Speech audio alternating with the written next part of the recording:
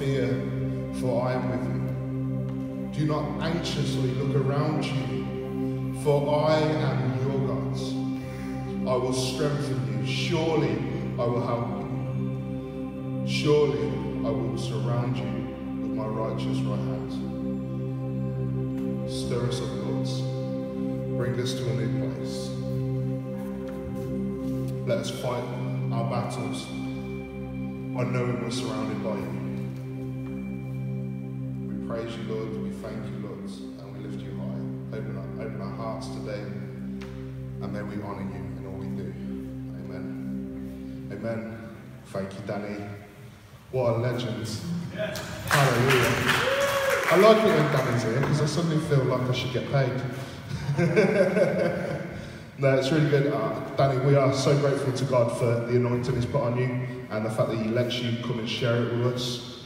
There's so many places around this country that would snap Danny up and they would, give him 650 quid for turning up, and then he comes to us. So we are very blessed and we are very grateful. Hallelujah. So, what Darren was saying was interesting about the hug thing. It's a bit weird as a bloke to talk about getting a hug, because you have this idea of, it's a bit touchy-feely and it's a bit soft. But I remember when me and Darren were at Bible college together, we'd initiate this thing, because obviously you're not going to just go around hugging women, but sometimes you do just want a bit of a hug, don't you?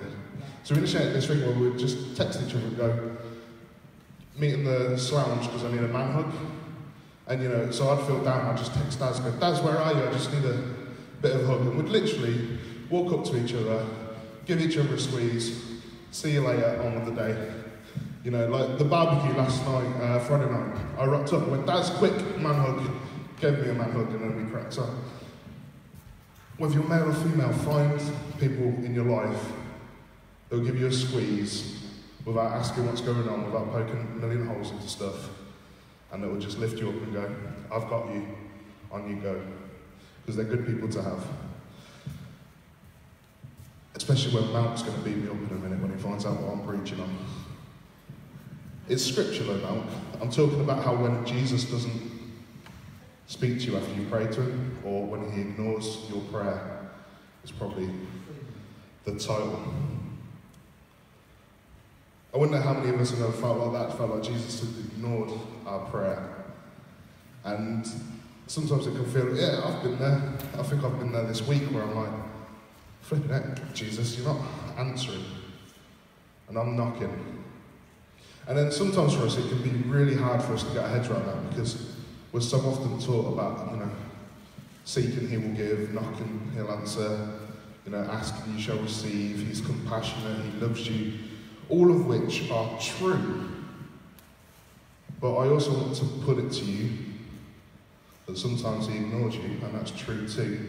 And the joyous thing about Jesus is both things can look like opposites, but they can both be true. We're going to look into our word in a little bit. We're going to go to Matthew 16, verse 21. If you have your Bible, I would ask you to go to it. If you've got a smartphone and you've got one on, go to it. It would be really good if we could read the word together. But as I was looking at this week, God really laid it on my heart, and I got wrecked by it. Because I'm like, Jesus, what the heck? You're meant to be loving and you've ignored this person, and then what the heck, that doesn't make sense. And the idea of Jesus' life is that when we see Jesus' life, it shows us what the Father's like, so that when we look at him, we can see what the Father's like. So if Jesus ignores somebody sometimes, we know that God can ignore people sometimes, because Jesus is the example we see of the Son, of the Father. The Son represents the Father.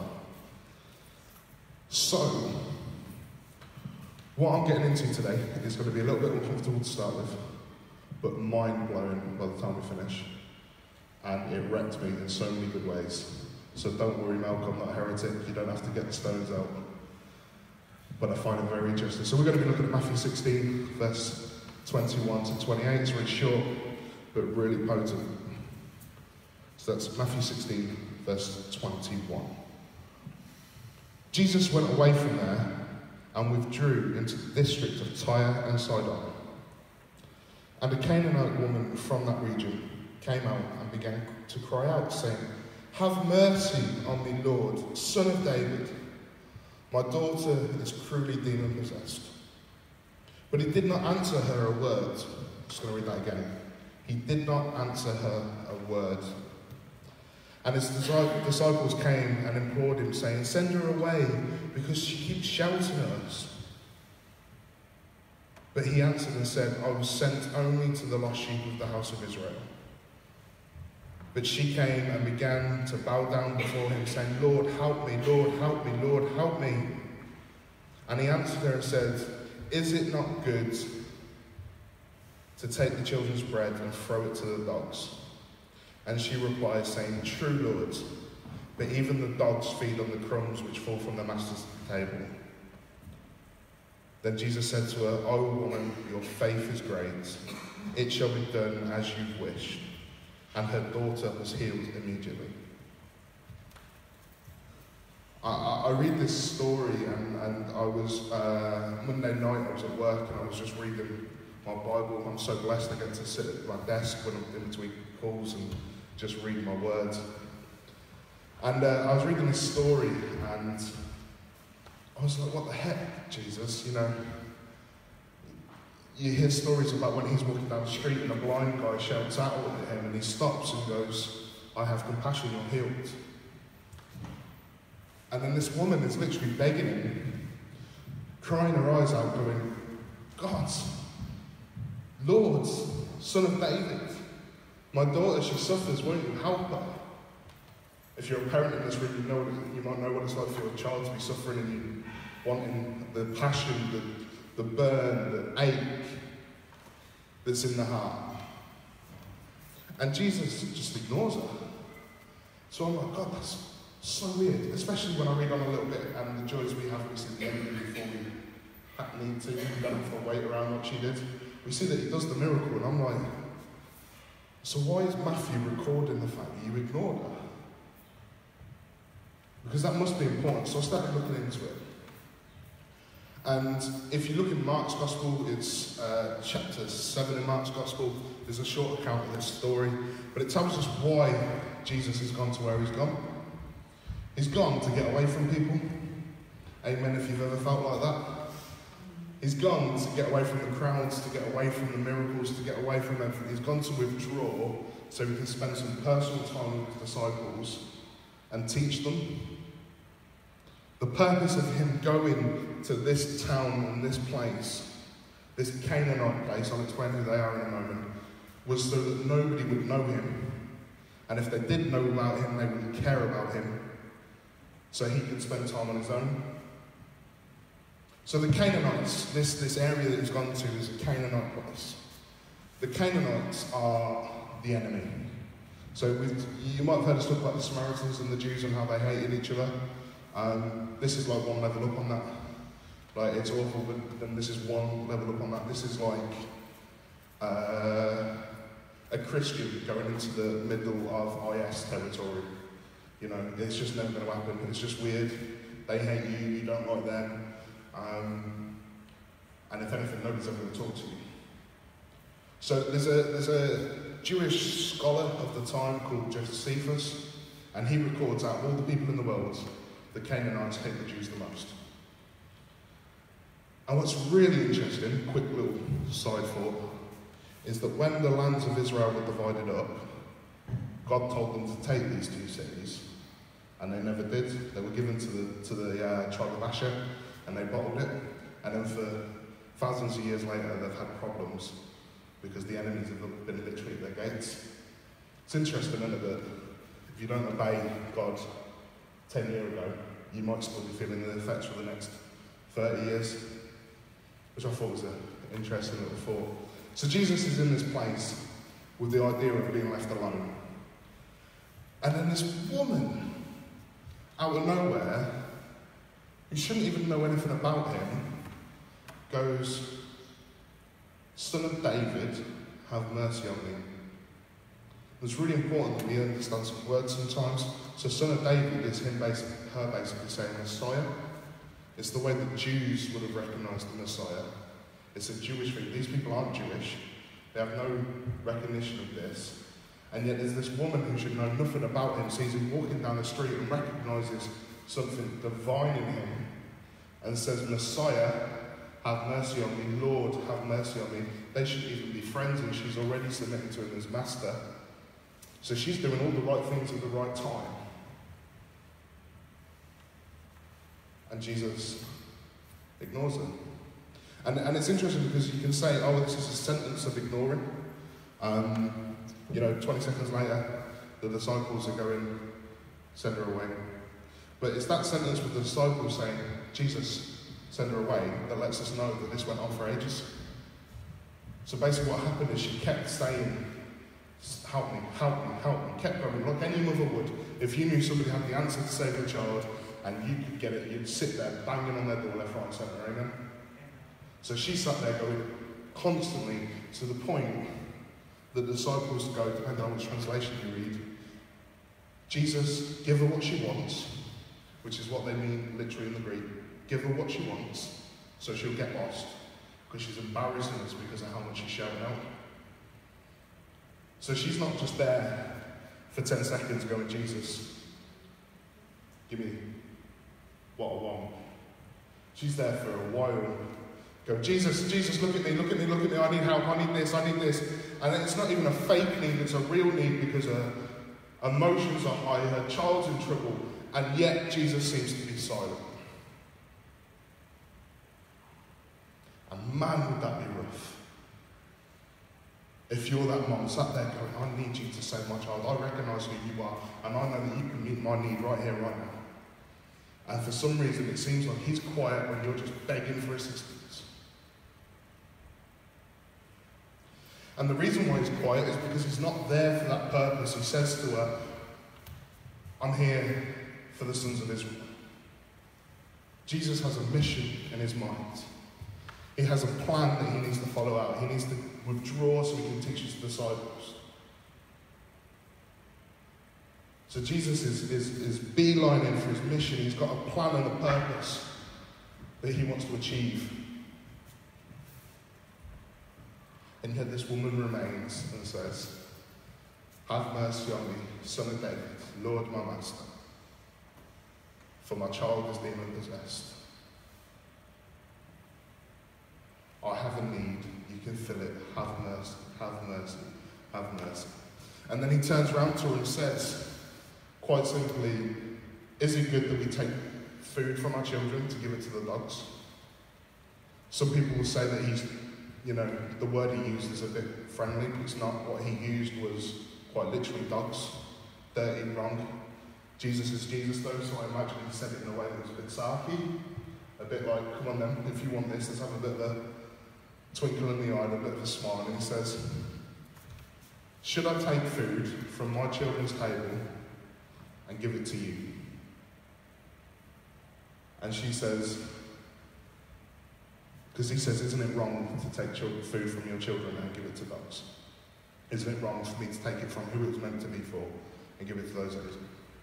And she says, yeah, you're right, it is. A bit sarcastically as well. It's really interesting when you read the sarcasm in the Bible.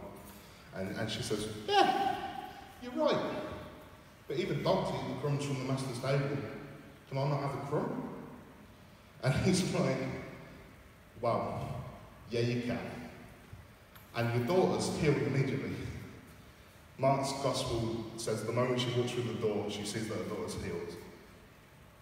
And there's this mad moment where it's like, what happened in that gap between Jesus going, I'm not answering because I've got a plan and a mission that doesn't even involve her, to all of a sudden, in an instant, the daughter's healed. All of a sudden, your needs met. All of a sudden, your prayer has been answered. I've been in a place before where I was just begging God to break in. I remember I got into a really bad place emotionally, and this is probably about 6 months after I got saved. And I'm in a real mental place, and everybody's been spending 6 months going, Harry, you're going to be this mad preacher, you're going to be this mad evangelist, all of this. Oh, look at your testimony, isn't that amazing? And Then, you know, got my heart broken. So like a typical bloke, I bottled it, and then 10 months later, like a couple of months later, it came boiling out. And I was walking down the hill from work. So I worked at Elim headquarters at this point, and I was walking down the hill from work, knowing exactly where I was going. I was going to the train station. And all the way down, I'm shouting in the street, going, God, I need you. I can't cope with this. You're out of order. This hurts. I can't do this anymore. Everybody wants me to be this thing. I can't be this thing because I'm now this thing, and I've got this need, and you're not meeting it. And I'm crying my eyes down, walking down the hill. Hannah will tell you it's about a 35-minute, 40-minute walk to the train station down this hill. And I'm in the posh part of town. So I'm in the rough bit. They're not used to seeing people shouting like out of anger, let alone out of crying out to God. And I'm walking past all these people at midday going, sack my job, because God doesn't even care about me, because he's not talking to me right now when I need him. And I'm walking down, I'm crying my eyes out, and I'm an ugly crier. I'm not a pretty crier, I'm an ugly, like, full-blown, snot everywhere, you know, I'm horrible at crying, you know, wouldn't take a picture of me. And I'm crying my eyes out going, God, why do you hate me? I can't hear you, you don't care about me. And I get all the way to this train station, and I knew exactly what time I was getting there, and I stood at the edge of the platform. And I was stood there, true story, 100%. And I'm stood there, and I feel this hand start pressing on my back, pushing me forward as I hear the announcement over the train's thing that I was expecting. I knew what I was doing. The next train doesn't stop here, step back from the edge. And I'm stood at the edge of this platform going, God, I cannot hear you, my need cannot be met, I can't live like this. And again, God, I need you, I can't do this, please have mercy on me. Again, over the train thing comes, the next train does not stop here, step back from the platform. And I can feel this hand in the back of my head pushing me forward. I don't know what it was, you know, I wasn't healthy at that point, I was messing up, I was looking at dark stuff as well as light stuff, I was just desperate. And then out of nowhere, literally out of nowhere, just as this train's coming into view down the tunnel, and I'm convinced that this is it, this is the way I go, because at this point I'd rather die than be unholy, and I can't feel God, so I must be unholy. And a horrible place to be. And out of nowhere, this hand disappears, and I sort of like fall backwards. Not massively, nothing dramatic, nobody around me was really said anything then, I just thought I stopped back. And I get a text straight through my phone going, bro, I don't know what's up, but I've been praying for you. What's going on? And my mate had been sat in his house just begging Jesus for mercy upon my life, for something to bless me, for something, he knew something was wrong in his spirit, just cried.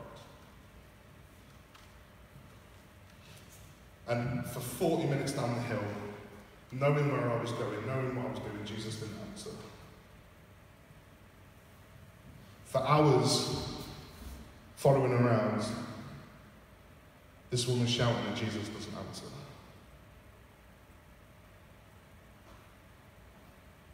Now we could do this big thing about how God's timing is perfect, and it is, and he does what he wants. But I don't think that's the point he wants to make out of this story. See, at this point, I'd gone against God's plan. I was out of God's plan. I was stood on the edge of a train track instead of being in work like he called me to be around holy people, because I got distracted by something unholy.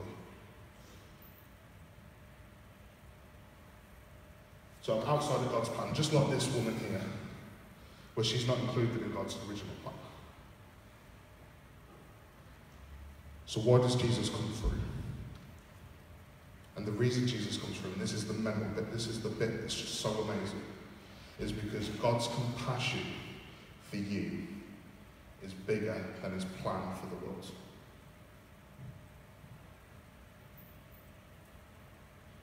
God's compassion for you as an individual and your moment, your need, your desire, your cry out, his compassion is greater than his plan for the world. So what Jesus does is says, I'm not here for this purpose to this Canaanite woman, but gives her mercy anyway. He looks at me and goes, Harry, what have you done? You absolute idiot. You've gone and walked away from what I've given out for you. I've given you nothing but life. And you throw it away because you couldn't have this little bit of love. And then goes, I have compassion on you. I see you crying out. I see my people crying out.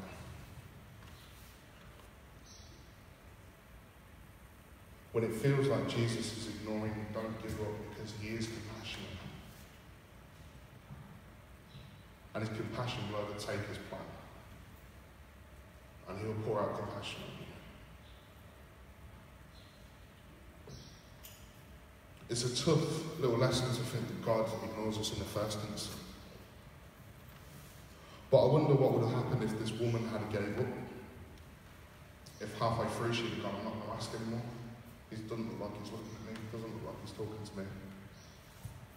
Because it's not even like he went, push, nothing to do with you. He ignored her. He didn't say a word.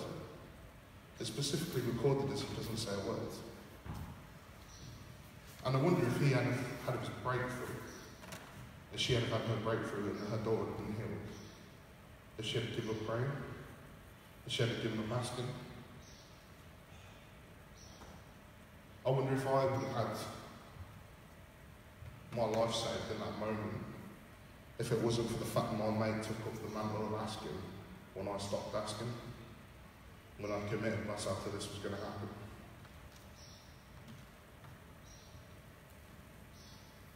Life is rough, and many of us have needs. And sometimes, Jesus might be in the room, but he might have a different plan than your need. But if you're consistent, if you're persistent, if you're pressing in, if you're dedicated to the need, and you have faith in who he is, because that's what held her through. She knew who he was.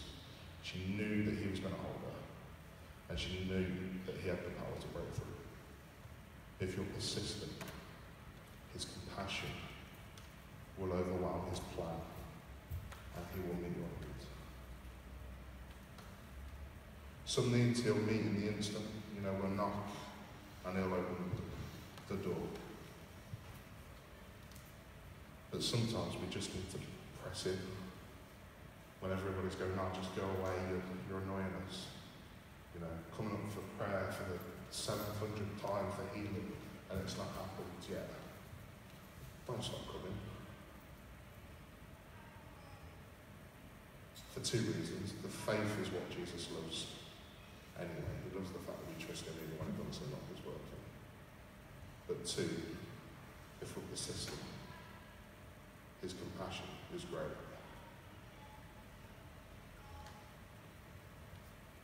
Have I made sense? Have I upset a lot of people? Anybody want to stone me? No? It's a tough message, it really is. And I was reading this week and I was like, come on, God, you can't be serious. You want me to tell these people you're going to ignore them sometimes. But then God doesn't want you to just be going to him as a vending machine as such. And he doesn't want you to give up the faith when he doesn't answer. Because if all we're ever taught is he will always answer, then when he doesn't answer, what's wrong? It must be us. Because how much does it suck sometimes when we've prayed and nothing happens and then we go, oh, God must not love me enough. Or God must not care about me enough because he's ignored me. Whereas if we're told and we're understood, actually sometimes the character of God doesn't answer, we can go, okay, that's fine, because I can see that can be true, and I be wholly loved, and fully loved, and Jesus cares about me. So when we have these moments where prayer doesn't seem to be working, we don't give up on our faith, and we don't give up on God. I think God wants to move you guys into the next level of faith as a church, move us into the next level of faith, where we're not only singing at the top of our lungs when we feel him, when we see him, but we're singing at the top of our lungs because of who he is, and regardless of where we're at, and regardless of what's happening.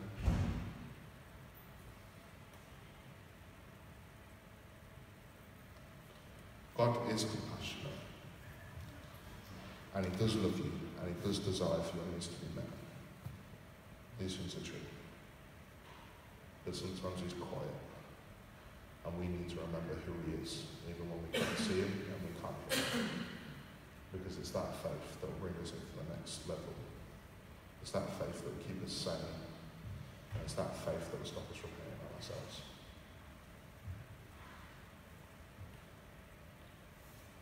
Danny, I wonder if you'd come back for a little bit. We're going to finish with some worship. It's a hard message, and and I'm sat here going, I know God wanted me to bring it. For myself, I'm still processing it. But I think it's a truth that we need to grab hold of. Because when I asked if anybody felt ignored by God, there was a few hands, but everybody looked at me in a way and said, sometimes. And if we can't get through those moments, then it's going to be really difficult for us to spend the next 50, 80 years loving God, because there's going to be moments where it feels like he doesn't respond.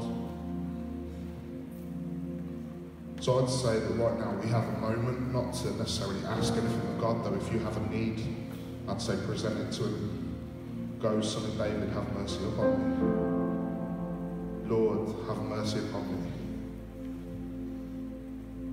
But there's an opportunity for us, if we're in a place where we don't feel our needs being met, where we can just say, we recognise you as Son of David. We recognise you as the Lord. Even when it doesn't feel like you're close to me, I'm going to draw close to you, God, because I know who you are. So I think we're going to have maybe one song of worship, and then I'll come pray at the end. And then I would love this not to turn into a moment of response. So not where everybody comes forward for one moment, but where we turn this into a lifestyle response. Especially when we move into these new buildings, both me and Darren are making time available where people can just drop in and chat with us.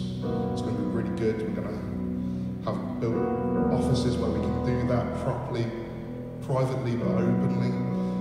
Really, really good stuff. But I want to turn this into a lifestyle response where maybe we could talk about this in the week of devotions, or we can find some time to chat about this if you're going through something. Let's strengthen each other and recognise that God is Son of David.